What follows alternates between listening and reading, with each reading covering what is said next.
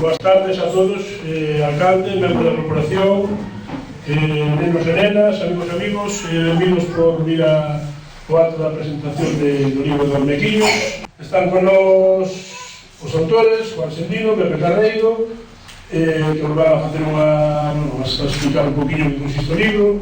Quero dicirvos que é un libro que desde todo o Grove Edicións levamos pouco máis de un ano con él a voltas, que a ver cando se quitaba, cando era o meu momento, cando non, pero bueno, xa sabedes que as circunstancias actuais non son as mellores.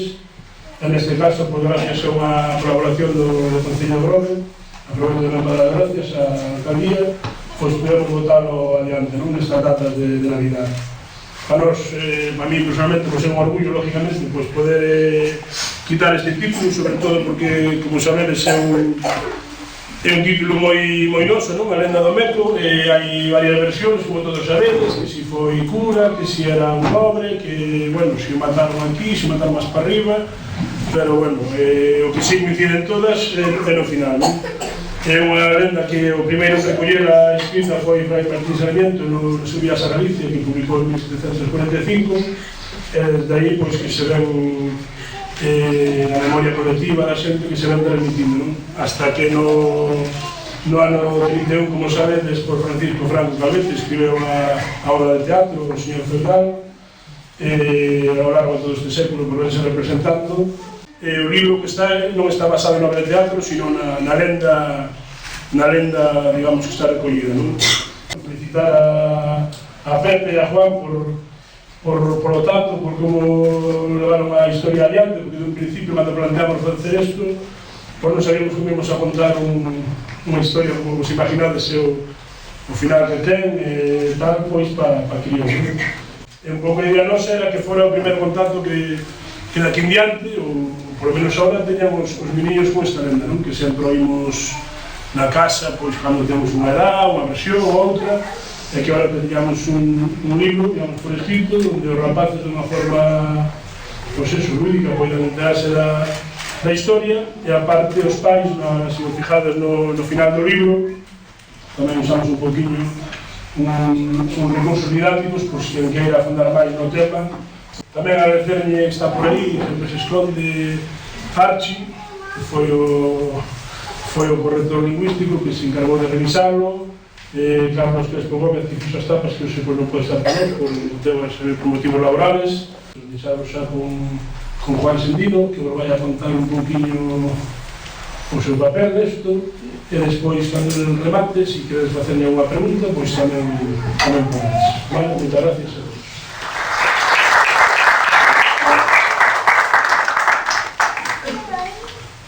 Boas tardes.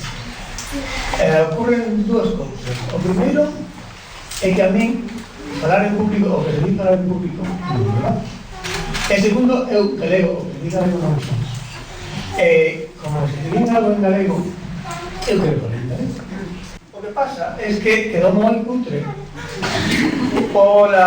coñécese pola lluvia e tal, e vou ler. Este libro que vos presentamos, Os Mequiños de Lenda do Meco, quere convertirse no relato da primeira aventura dos Mequiños, na cal os 5 nenos coñecen a lenda escoitando o Siño Xa.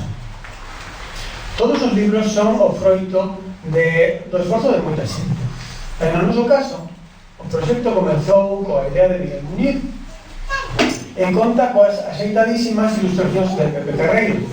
Polo texto responde quen está aquí a falar. Contar aos nenos unha historia de violencia e injustiza ten dificultades, certo, pero tamén significa a oportunidade de convidarvos a todos, os nenos, os pais e os profes, a ler xuntos esta historia e a topar de seguro moitas preguntas. Esas tan difíciles que os nenos van facervos, e van ser preguntas importantes. Penso que poderedes contestar sen problema falándoles claro, porque os nenos, como ben sabedes, poden comprender calquera cousa se está ben explicado. Explicar ben a lenda do Meco foi, dende o principio, o meu único objetivo. Penso que empreguei unha linguaxe e un vocabulario sinxelos e procurei expresarme con claridade. O traballo de todos nós, de Miguel, de Pepe Carreiro, e máis o meu, non remonteu ainda. Precisamos da vosa colaboración, porque somente esa lectura remata o libro. Eu vivo entre vós son únicos. Dende vai 8 anos, e dende vai 8 anos respiro o aire do mar, respiro a humidade do mar, respiro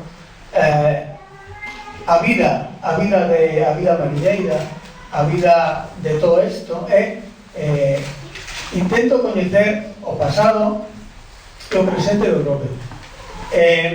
Penso que este proxecto é sobre todo un intento de recuperar o moito que temos por descubrir, e os nenos son algo así como todos nós que queremos coñecer máis.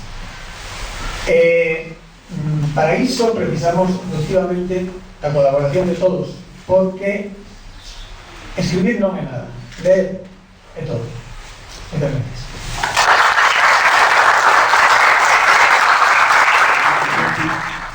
Que el libro no por Meco non sería mío.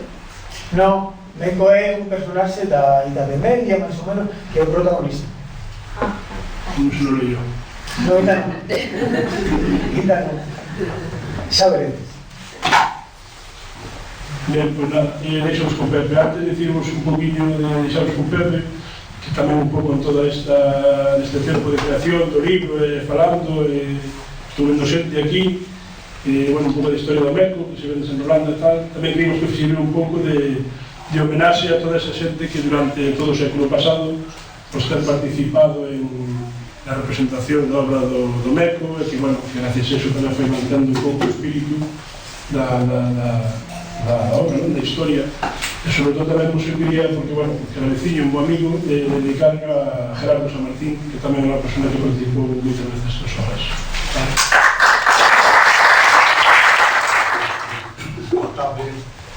Eu casi me acabo de debuxar mellor, porque como son fundamentalmente debuxante, sobre todo neste libro, o meu papel foi debuxar, pois vou debuxar a ti, como fixen os personaxes, que non sei se sabedes que están aquí presentes en carne e oso.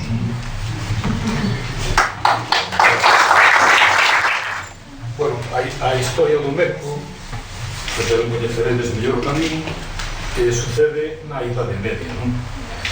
Eu, para crear estes personaxes, en principio leo un texto, calquera personaxe, non? Pero me dá un texto, non sei que sexa un texto meu, pois teño que imaginalo como calquera lector, cando lemos calquera libro, non? Imaginamos un personaxe calquera, e cada un de nós, seguramente, pois ten un personaxe na cabeza, non?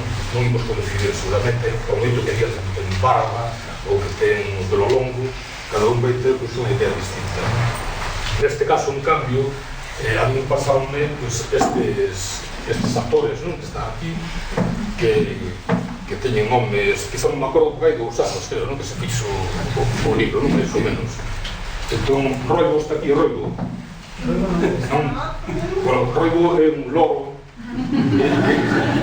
que é o único que non existe realmente, non? Ou existe? Non existe, é un gato. Non sei se o señor San existe tamén. Bueno, pois o resto si existen. Por exemplo, Temu, que antes fixe unha pregunta, a pesar de ser o protagonista do conto, non sabía que era o señor Meco. Despois está Teresa, que é Steven. A ver se vos parece Teresa.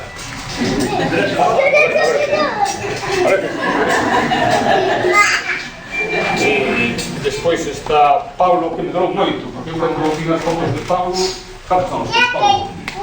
Non, que aquí non, Carlos, conto que ya non se temen aí. Este Paulo, a ver se vos parece, Paulo. Manuel antes tiño pelo máis curto, non? Pelo máis curto, non? Manuel este que leva aquí unha diadema. Eu sempre as unhas curso distintas, non? Parece Messi. Messi. Pois entón, para facelos, eu partí así dunha idea moi básica, non? Pois fixen esta típica cabeza, que parece así, pois, que parece unha pera deformada, non? E aquí, pois, ponemos os ollos, non? outro ollo, o nariz, a boca, por aquí a orella. Eso sería a base da cabeza, non? Entón, se fago, por exemplo, ti que queras saber como va a falar? Manuela, non? Manuela levaba aí a diadema, non? E depois podemos así un pelo. Temos aí a Manuela, non? Entón, agora, sacamos o pelo a Manuela e a diadema e imos facer, pois, o Temo tiña o pelo un poquinho máis longo antes, non? Ahora lo tiene más. Entón, para facer a Temo, facemos así o pelo un pouco rizo e así por aquí e temos máis ou menos aí a Temo, non? Depois que me falta Paulo, non? A ver.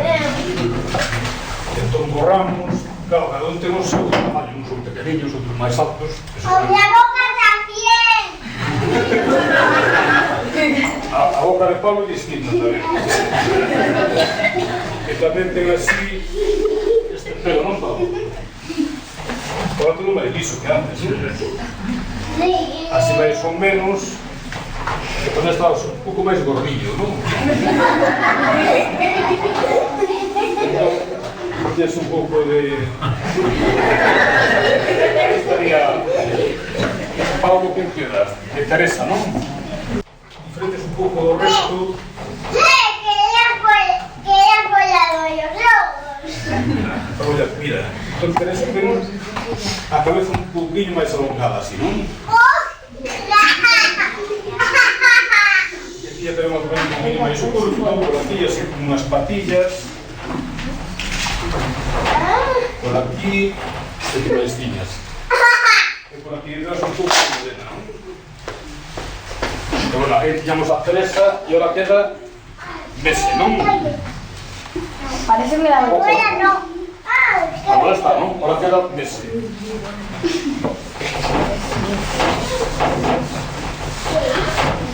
Quiero volaste todo. E Mese tamén o mesmo, non? Temos así, o Mese ten así os ollos con as pestañas grandes, non? Ainda tes, non? As pestañas. E despois tiña, pois tamén o pelo así. Que temos prácticamente a todos os personaxes, non? E bueno, o meco prácticamente aparece sempre así un pouco insinuado, se ves en a cara, pois para manter un pouco así a incógnita, non? Nada máis, casi mellor se queres facer unha pregunta, non sei se ahora. Bueno, gracias.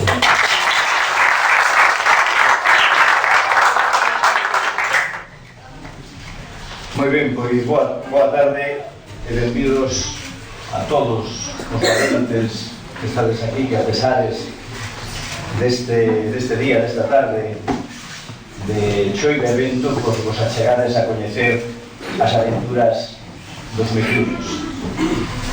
Esta lenda do meco, que a maioría de todos nós conhecemos desde pequenos, é unha das que máis, ou a que máis identifica este povo, e por algo nos seguen a chamar mecos.